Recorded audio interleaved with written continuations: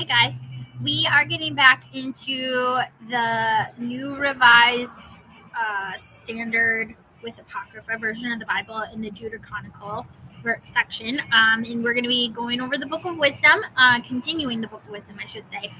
We're going to be starting with chapter 11 today and wrapping it up. There's just 19 chapters in Wisdom. So here we go. Okay, chapter 11. Wisdom prospered their works by the hand of the holy prophet. They journeyed through an uninhabited wilderness and pitched their tents in untrodden places. They withstood their enemies and fought off their foes. When they were thirsty, they called upon you, and water was given them out of flinty rock, and from hard stone a remedy for their thirst. Through the very first things by which their enemies were punished, they themselves received benefit in their need. Instead of the fountain of an ever-flowing river stirred up and defiled with blood, in rebuke for the decree to kill the infants, you gave them abundant water unexpectedly, showing by their thirst at that time how you punished their enemies. For when they were tried, though they were being disciplined in mercy, they learned how the ungodly were tormented when judged in wrath. For you tested them as a parent does in warning, but you examined the ungodly as a stern king does in condemnation. Whether absent or present, they were equally distressed, for a twofold grief possessed them, and a groaning at the memory of what had occurred. For when they heard that through their own punishments the righteous had received benefit, they perceived it was the Lord's doing. For though they had mockingly rejected him who long before had been cast out and exposed at the end of the events, they marveled at him, when they felt thirst in a different way from the righteous. In return for their foolish and wicked thoughts, which led them astray to worship irrational serpents and worthless animals, you sent upon them a multitude of irrational creatures to punish them, so that they might learn that one is punished by the very things by which one sins.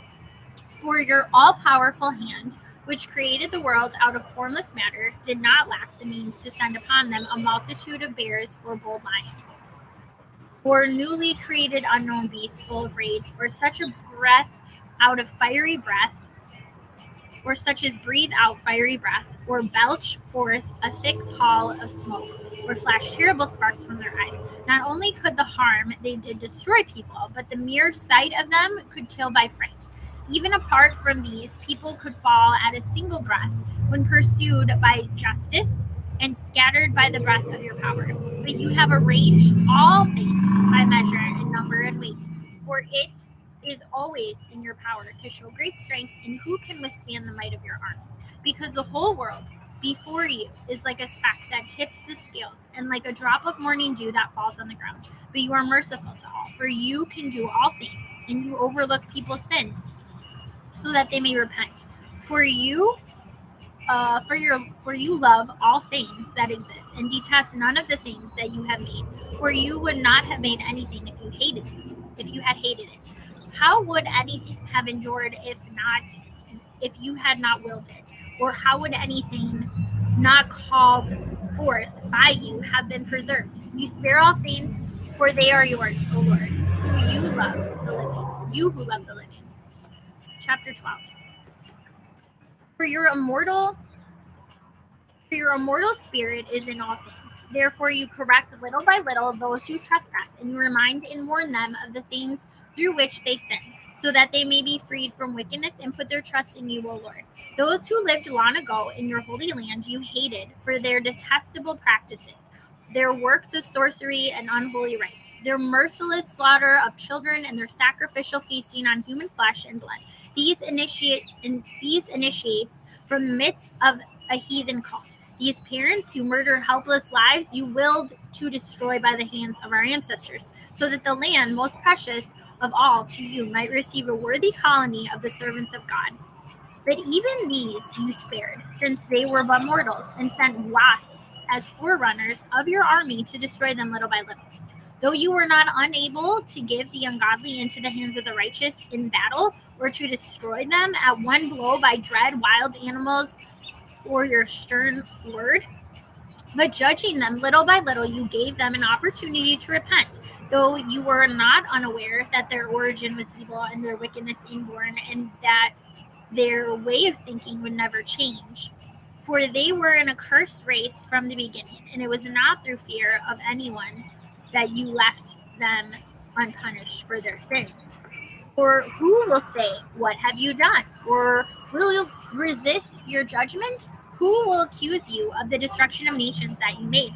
Or who will come before you to plead as an advocate for the unrighteous?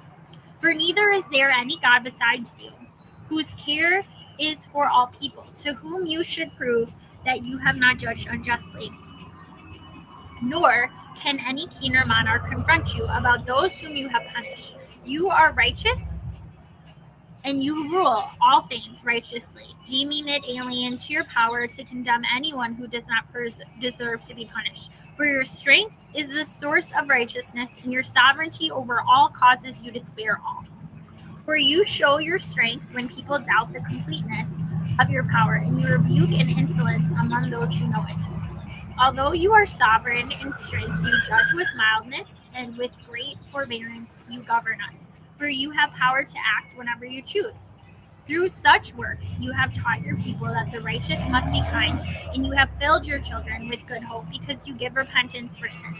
For if you punish with such great care and indulgence the enemies of your servants and those deserving of death, granting them time and opportunity to give up their wickedness, with what strictness you have judged your children, to whose ancestors you gave oaths and covenants full of good promises. So why chastening us, you scourge our enemies 10,000 times more, so that when we judge, we may meditate upon your goodness, and when we are judged, we may expect your mercy. Therefore, those who live unrighteously in a life of folly, you tormented through their own abominations. For they went far astray on the paths of error, accepting as gods those animals that even their enemies despised. They were deceived like foolish infants. Therefore, as though to children who cannot reason, you sent your judgment to mock them.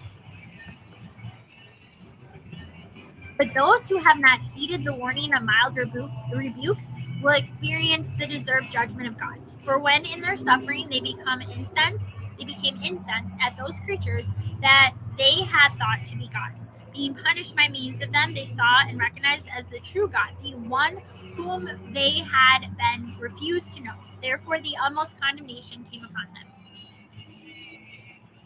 Chapter 13.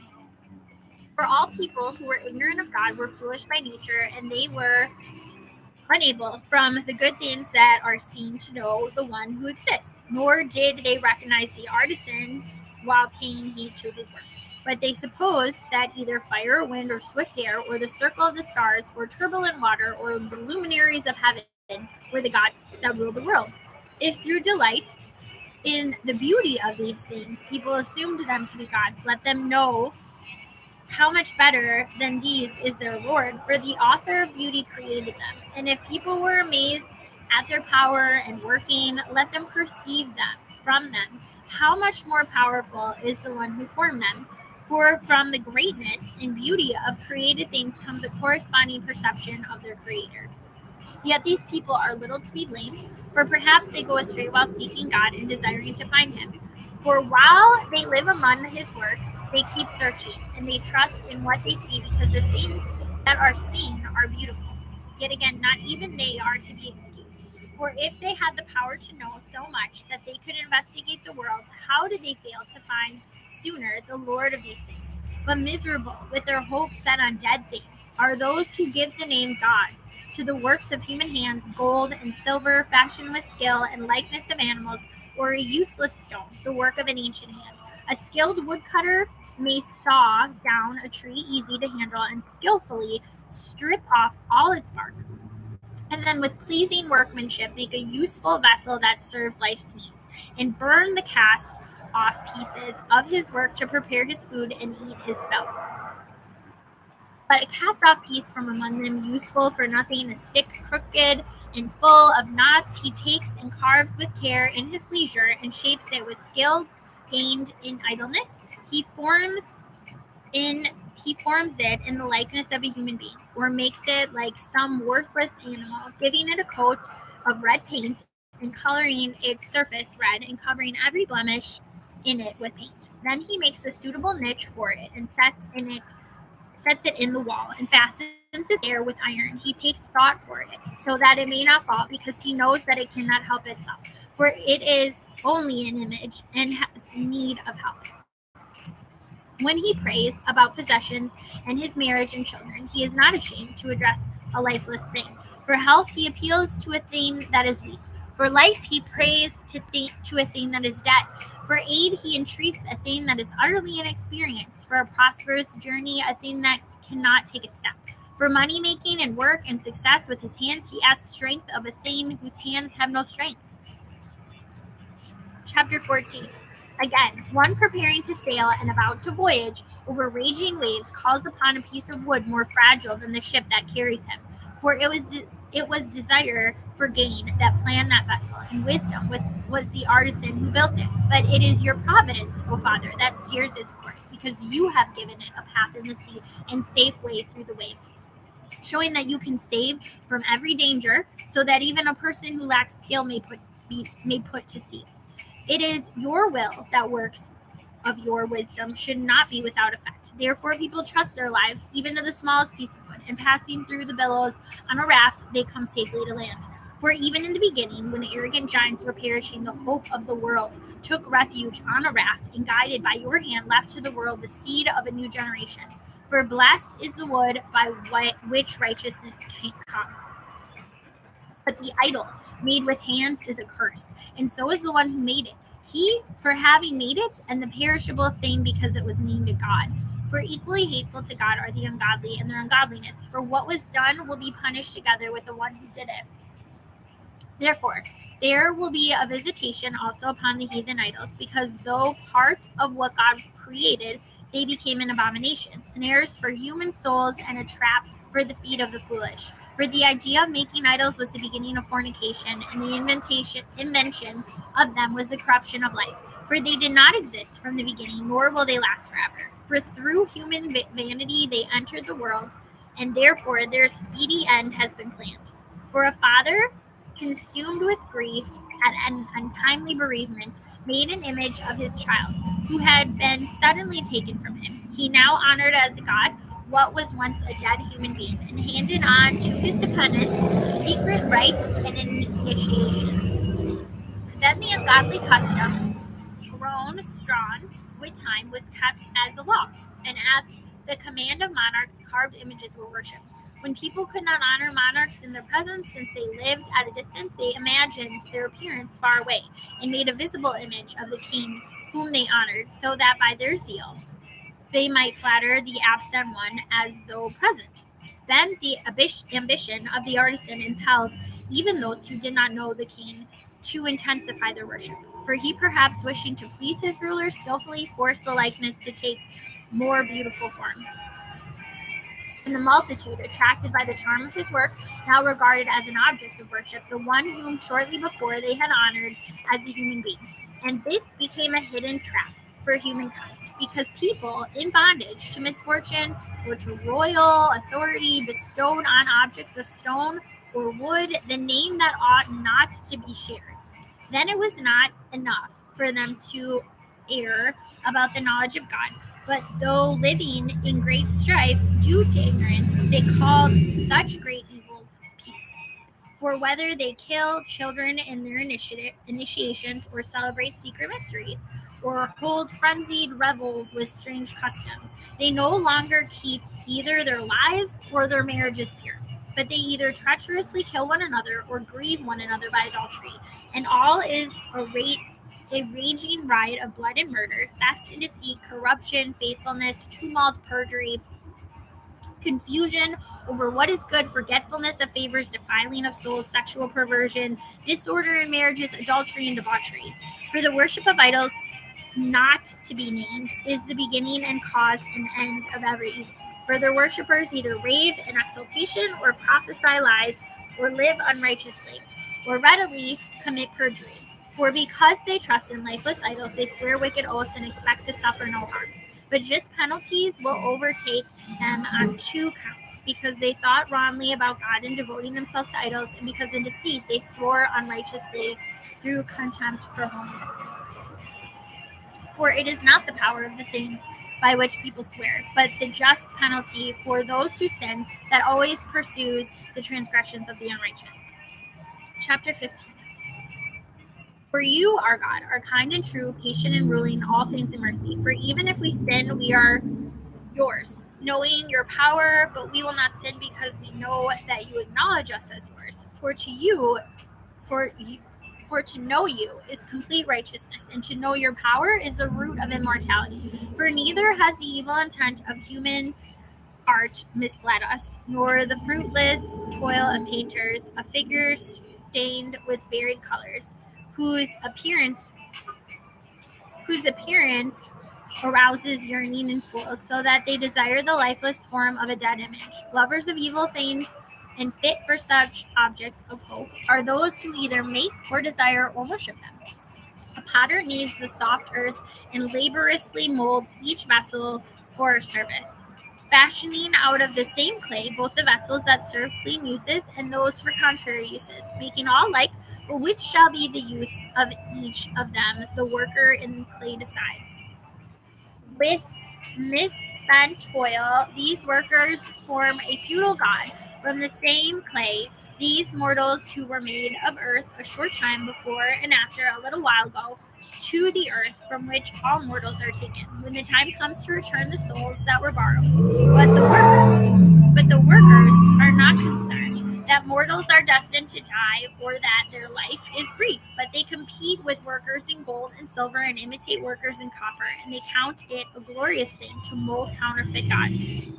Their heart is ashes, their hope is cheaper than dirt, and their lives are of less worth than clay, because they failed to know the one who formed them and inspired them with active souls and breathed the living spirit into them. But they considered our existence an idle game, and life a festival held for profit. For they say one must get money however one can, even by base means. For these persons, more than all others, know that they sin when they make from earthy matter fragile vessels and carved images. But most foolish and more miserable than an infant are all the enemies who oppress your people. For they thought that all their heathen idols were gods, though these have neither the use of their eyes to see with, nor nostrils with which to draw breath, nor ears with which to hear, or fingers to feel with, or their feet are of no use for walking. For a human being made them, and one whose spirit is borrowed formed them. For none can form gods that are like themselves. People are mortal, and what they make with lawless hands is dead. For they are better than the objects they worship, since they have life, but the idols never had. Moreover, they worship even the most hateful animals, which are worse than all others when judged by their lack of intelligence.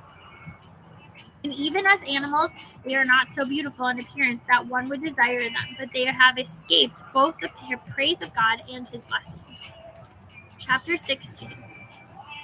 Therefore, those people who deservedly punished through such creatures and were tormented by a multitude of animals, instead of this punishment, you showed kindness to your people, and you prepared quails to eat, a delicacy to satisfy the desire of appetite, in order that those people, when they desired food, might lose the least remnant of appetite, because of the odious creatures sent to them, while your people...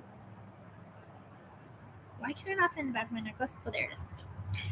While your people, after suffering want a short time, might partake of delicacies. For it was necessary that upon those oppressors inescapable want should come, while to these others it was merely shown how their enemies were being tormented. For when the terrible rage of wild animals came upon your people, and they were being destroyed by the bites of writhing serpents, your wrath did not continue to the end. They were troubled for a little while as a warning, and received the symbol of deliverance to remind them of your last command. For the one who turned toward it was saved, not by the thing that was beheld, but by you, the Savior of all. And by this also you convinced our enemies that it is you who deliver from every evil. For they were killed by the bites of locusts and flies, and no healing was found for them, because they deserved to be punished by such things. But your children were not conquered, even by the fangs of venomous serpents, for your mercy came to their help and healed them. To remind them of your oracles, they were bitten and then were quickly delivered, so that they would not fall into deep forgetfulness and become unresponsive to your kindness. For neither herb nor poultice cured them, but it was your word, O Lord, that heals all people. For you have power over life and death. You lead mortals down to the gates of Hades and back again. A person in wickedness kills another, but cannot bring back the departed spirit or set free the imprisoned soul. To escape from your hand is impossible, for the ungodly, refusing to know you, were flogged by the strength of your arm, pursued by unusual rains and hail and relentless storms, and utterly consumed by fire. For most incredible of all, in water, which quenches all things, the fire had still greater effect. For the universe defends the righteous. At one time, the flame was restrained so that it might not consume the creatures sent against the ungodly, but that seeing this, they might know that they were being pursued by the judgment of God. And at another time, even in the midst of water, it burned more intensely than fire to destroy the crops of the unrighteous land. Instead of these things, you gave your people food of angels, and without their toil, you supplied them from heaven with bread ready to eat, providing every pleasure and suited to every taste. For your sustenance manifested your sweetness toward your children, and the bread, ministering to the desire of the one who took it, was changed to suit everyone's liking. Snow and ice withstood fire without melting, so that they might know that the crops of their enemies were being destroyed by the fire that blazed in the hail and flashed in the showers of rain. Whereas the fire, in order that the righteous might be fed, even forgot its need of power. For creation, serving you who made it, exerts itself to punish the unrighteous, and in kindness relaxes on behalf of those who trust in you. Therefore, at that time also changed into all forms, it served your all-nourishing bounty according to the desire of those who had need, so that your children, whom you loved, O Lord, might learn that it is not the production of crops that feeds humankind, but that your word sustains those who trust in you. For what was not destroyed by fire was melted when simply warmed by a fleeting ray of the sun, to make it known that one must rise before the sun to give you thanks, and must pray to you at the dawning of light. For the hope of an ungrateful person will melt like wintry frost and flow away like wastewater. Chapter 17. Great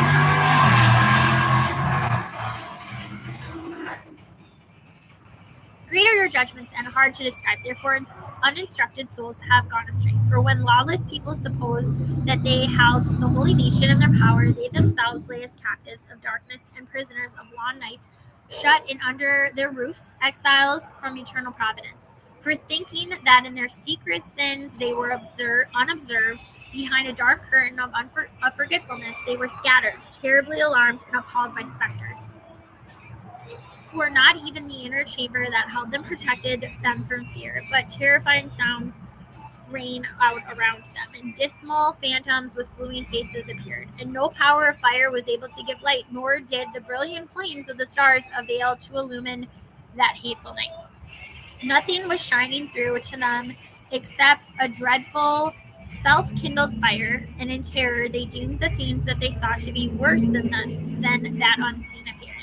The delusions of their magic art lay humbled, and their boasted wisdom was scornfully revealed.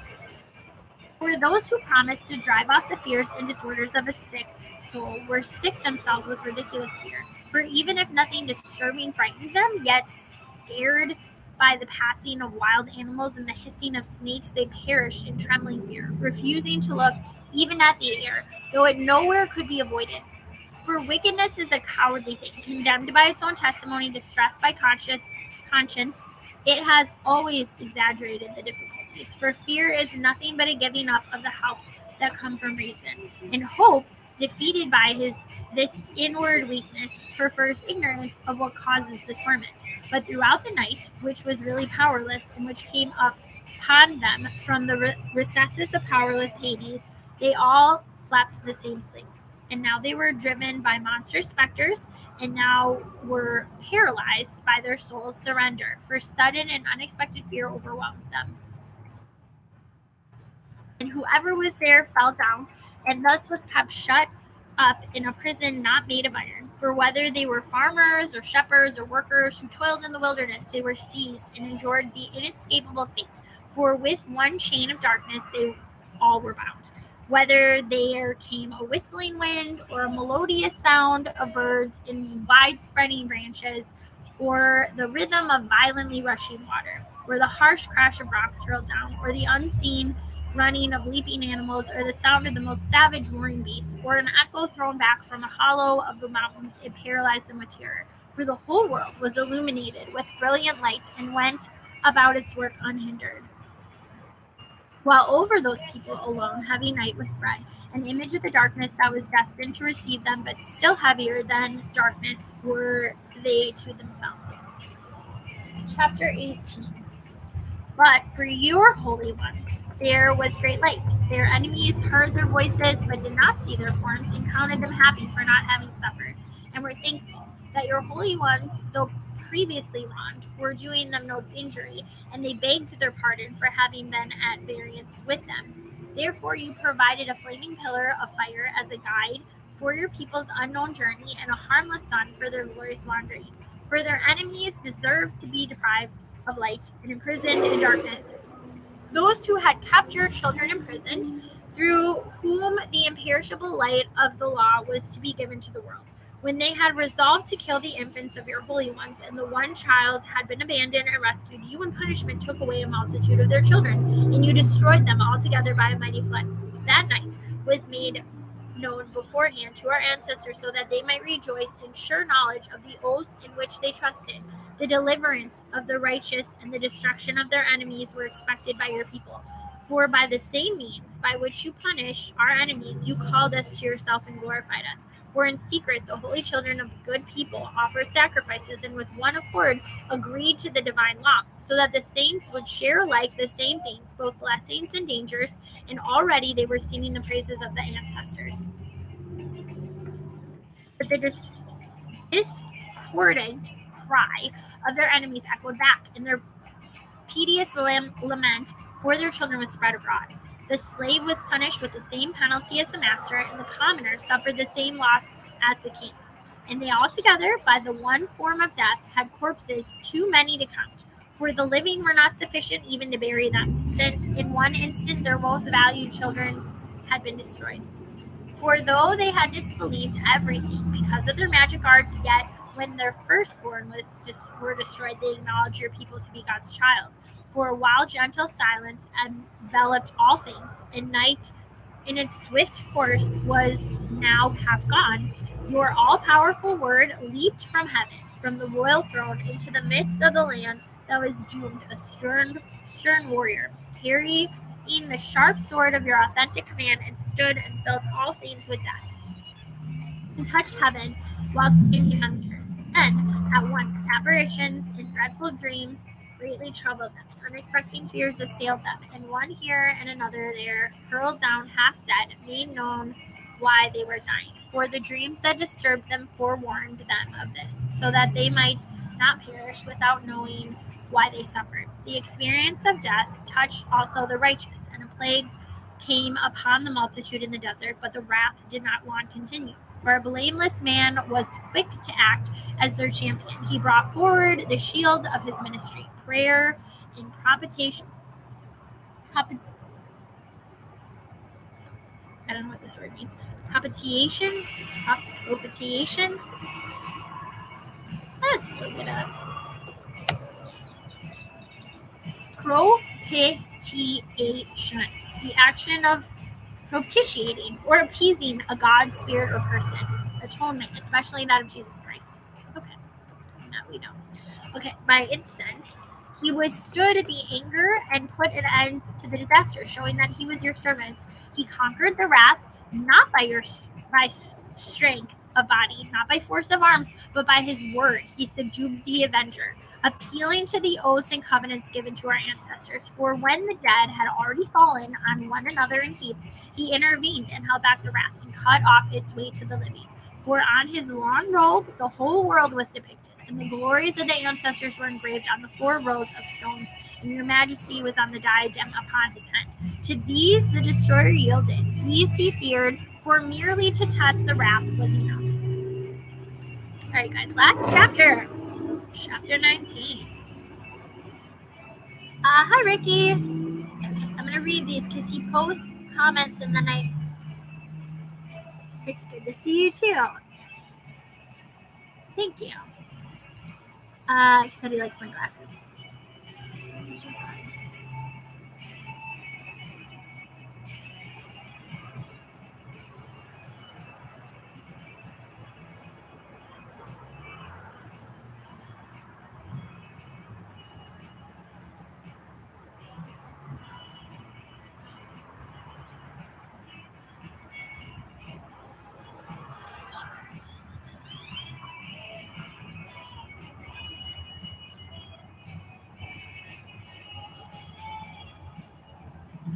The same snake is in Revelation that caused Adam and Eve to sin. Okay, so I did read Revelation on YouTube, Ricky. I don't remember there being a snake. They talk about a dragon, 2 dragons, actually, a scarlet one and a red one. But I don't recall a snake being in Revelation. I will look again, but I don't think there is. But thank you for commenting and watching and listening. I'm gonna get back to chapter 19 with them. We'll chat later. It's the dragon. Okay, I agree. Yeah, it's the dragon, not a snake. Okay, they're both the devil. Okay, all right. Chapter 19.